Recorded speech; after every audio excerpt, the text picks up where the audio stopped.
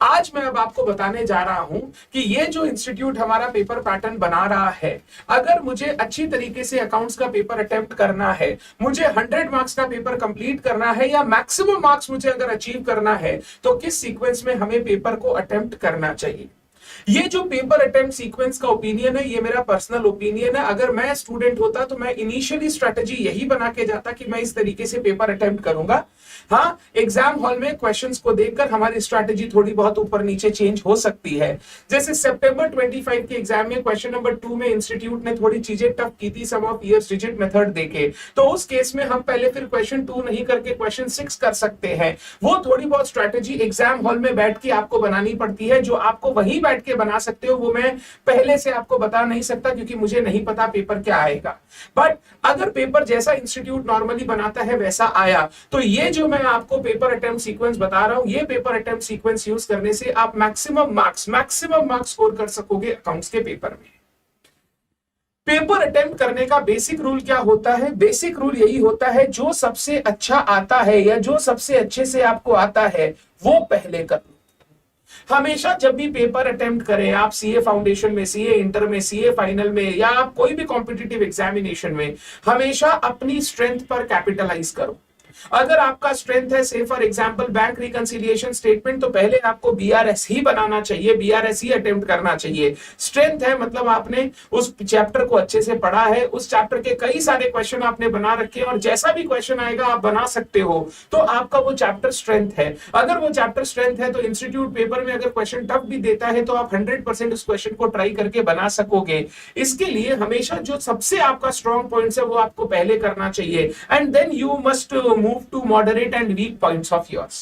सबसे पहले अगर आप बड़े बड़े क्वेश्चंस लेके बैठ जाओगे, सबसे पहले अगर आप टेक्निकल एरियाज लेके क्वेश्चन पेपर में बैठ जाओगे, तो ऐसा हो सकता है कि एग्जामिनेशन पेपर को आप टाइमली कंप्लीट ना कर पाओ। 3 घंटे में आप 95-100 मार्क का पेपर ना कंप्लीट कर पाओ, सिर्फ 80-85 मार्क का पेपर करके ही छोड़ के आ जाओ। मेरा हर बच्चे से ये ओपिनियन, ये रिक्वेस्ट है कि आप 100 मार्क का पेपर करने के पीछे मत भागो, बट 90 to 95 का अटेम्प्ट हर बच्चे का होना चाहिए। अगर आप 90 से भी नीचे अटेम्प्ट कर रहे हो, मतलब आप फुल्ली प्रिपेयर्ड नहीं हो अपने एग्जाम्स के लिए। आपको कम से कम 90 मार्क्स का अटेम्प्ट करना चाहिए। 90 to 95 के बीच में अगर कोई अटेम्प्ट कर रहा है तो उसका पेपर अच्छा जा रहा है, वो बच्चा मेहनत करके गया और उसके रिजल्ट्स भी अच्छे होंगे। तो हमारा रूल हमेशा रहेगा, जो सबसे अच्छे से हमको आता है हम पहले उसको अटेम्प्ट करेंगे, फिर हम दूसरी चीजों में जाएंगे। तो सर क्या ये जरूरी नहीं है पहले क्वेश्चन नंबर 1 करो, फिर 2 करो, फिर 3 करो, फिर 4 करो, फिर 5 करो? बिल्कुल जरूरी नहीं है। क्वेश्चन पेपर में सीक्वेंस में चीजों को अटेम्प्ट करना इज नॉट नेसेसरी। इंस्टीट्यूट का कोई गाइडलाइन नहीं है। और तक अगर मान लो क्वेश्चन 2 आप अटेम्प्ट कर रहे हो जिसमें ए और बी 2 पार्ट है, आप पहले 2B कर सकते हो, फिर 2A कर सकते हो, ये भी चलेगा। बस आप जो भी क्वेश्चन अटेम्प्ट कर रहे हो उसका नंबर अच्छे से लिखो, answer to question 2B, answer to question 2A। हाँ, हम ये जरूर बोलते हैं कि एक क्वेश्चन के सारे पार्ट्स एक जगह आंसर करो। ऐसा नहीं पहले 2B कर दिया, फिर 6A कर दिया, फिर 6B कर रहे हो, फिर 2C कर रहे हो, फिर ऐसे कर रहे हो। इस तरीके से पेपर अटेम्प्ट नहीं करना चाहिए। मान लीजिए आपको 2A बहुत अच्छे से आता है, 2B में थोड़ा डाउट हो रहा है, तो 2A आपने बना दिया, 2B के लिए 2 पेज छोड़ दो, फिर आप आगे बढ़ जाओ, बाद में आके 2B अटेम्प्ट कर लेना। बट आप 2A 2B को एक जगह पर बनाओ, सो दैट चेक करने वाले के लिए इजी रहे एंड वो सही तरीके से आपको मार्क्स दे सके।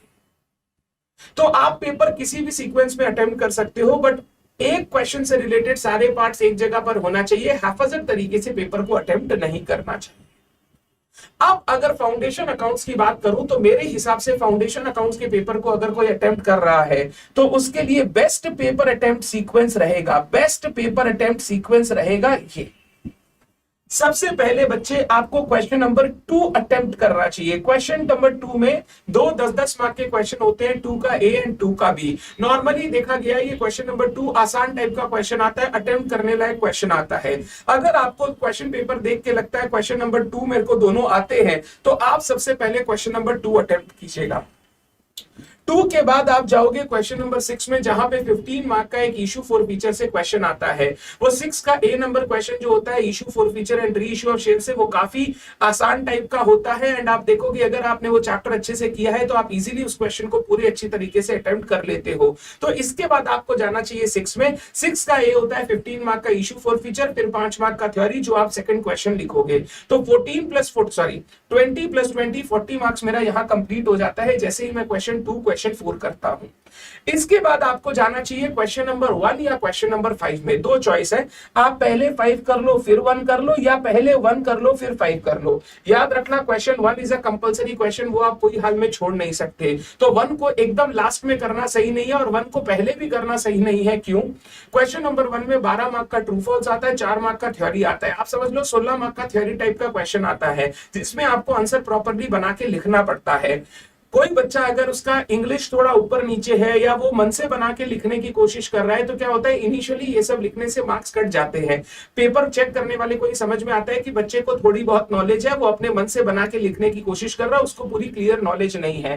तो क्वेश्चन नंबर 1 कभी भी शुरू में अटेम्प्ट मत कीजिए। क्वेश्चन नंबर 1 अटेम्प्ट कीजिए either at the 3rd position और द 4th पोजीशन। तो क्वेश्चन नंबर 5 और क्वेश्चन नंबर 1 में 3rd या 4th में आप एक्सचेंज कर सकते हो। अगर आपको लगता है 5 का ABC, 5 में 3 क्वेश्चन होते हैं, 10 मार्क्स 5 मार्क्स 5 मार्क्स। अगर आपको लगता है 5 ABC मेरे को तीनों आ रहा है, मैं कर सकता हूं, तो पहले 5 कर लो फिर 1 कर लेना। अगर आपको लगता है नहीं 1 वाला मेरे को पहले आ रहा है, तो पहले 1 कर लेना फिर 5 कर लेना। तो क्वेश्चन नंबर 2 सबसे पहले, फिर क्वेश्चन नंबर 6 करोगे। 3rd एंड 4th पोजीशन के लिए क्वेश्चन 1 एंड 5 में कोई एक अटेम्प्ट कर लोगे आप, and thereafter question number 5 5th question जो होगा वो 3 या 4 में से एक होगा। क्वेश्चन नंबर 3 या 4 15+5 वाला क्वेश्चन होता है। इसमें बड़े बड़े क्वेश्चन इंस्टीट्यूट पूछता है। नॉर्मली देखा गया है कि इनमें से ही एक बच्चा क्वेश्चन चॉइस में छोड़ता है, क्योंकि ये बड़े क्वेश्चंस होते हैं। दोनों क्वेश्चन अटेम्प्ट करने जाएंगे तो हो सकता है हम लोग पेपर पूरा कंप्लीट ना कर सके। तो 3 या 4 में से कोई भी एक क्वेश्चन हम पकड़ेंगे और वो हमारा लास्ट क्वेश्चन होगा, और दूसरा क्वेश्चन हम चॉइस में छोड़ देंगे। अब मान लीजिए आपको क्वेश्चन नंबर 5 में 10 मार्क का क्वेश्चन नहीं आता, बट 3 4 आपको पूरा आता है, तो हम फिर 5 को हटा के उसकी जगह 4 कर लेंगे और लास्ट में 3 कर लेंगे, या पहले 3 कर लेंगे लास्ट में 4 कर लेंगे। तो ये थोड़ी बहुत चीजें आपको एग्जाम हॉल में अपने हिसाब से चेंज करनी है। अदरवाइज मेरे हिसाब से पेपर को अटेम्प्ट करने का बेस्ट सीक्वेंस ये रहेगा।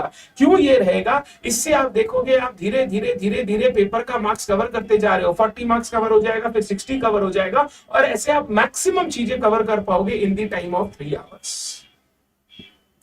तो मेरे ओपिनियन में अगर कोई बच्चा पेपर अटेम्प्ट कर रहा है तो उसको इसी सीक्वेंस में पेपर अटेम्प्ट करना चाहिए। ये करने से अकाउंट्स का मैक्सिमम पेपर वो 3 घंटे में सॉल्व करके आ सकेगा। वापस ये मेरी गाइडलाइन है, अगर पेपर में थोड़ा बहुत ऊपर नीचे कहीं हो जाए तो अकॉर्डिंगली आप चेंज करो। मान लो आपको लगता है मेरे को क्वेश्चन 2 चॉइस में छोड़ना है, तो 2 छोड़ दीजिए, पहले 6 कर लीजिए, फिर 1 और 5 में कर लीजिए, उसके बाद 3 एंड 4 कर लीजिए। ऐसे करके आप अपने पेपर को अटेम्प्ट कर लीजिए। मान लीजिए आपको लगता है सर मुझे क्वेश्चन नंबर 6 छोड़ना है, तो 2 कर लिया, फिर 1 और 5 कर लिया, 1 और 5 सेकंड और थर्ड क्वेश्चन हो गया, फिर 3 और 4 कर लीजिए। तो ये आपके ऊपर डिपेंड करता है आप चॉइस में क्या छोड़ना चाहते हो। जो भी आप चॉइस में छोड़ना चाहते हो वो वाला क्वेश्चन उधर नहीं करके आप क्वेश्चंस को शिफ्ट कर लो, आपका अपने आप पेपर पैटर्न बन जाएगा कि मुझे किस तरीके से पेपर को अटेम्प्ट करना है। बच्चे का एक क्वेश्चन है, सर स्टेप मार्किंग मिलता है क्या? बिल्कुल मिलता है। आप जितना पोर्शन क्वेश्चन का राइट करके आओगे उसके मार्क्स आपको अवार्ड किए जाएंगे। अगर स्टेप मार्किंग सीए जैसे एग्जाम में ना हो तो मैक्सिमम बच्चे पास ही नहीं होंगे। तो स्टेप मार्किंग होता है, आप जितना पोर्शन सही करके आओगे उतने का मार्क्स इंस्टीट्यूट आपको अवार्ड करेगा। आप बिल्कुल टेंशन ना ले उस चीज की।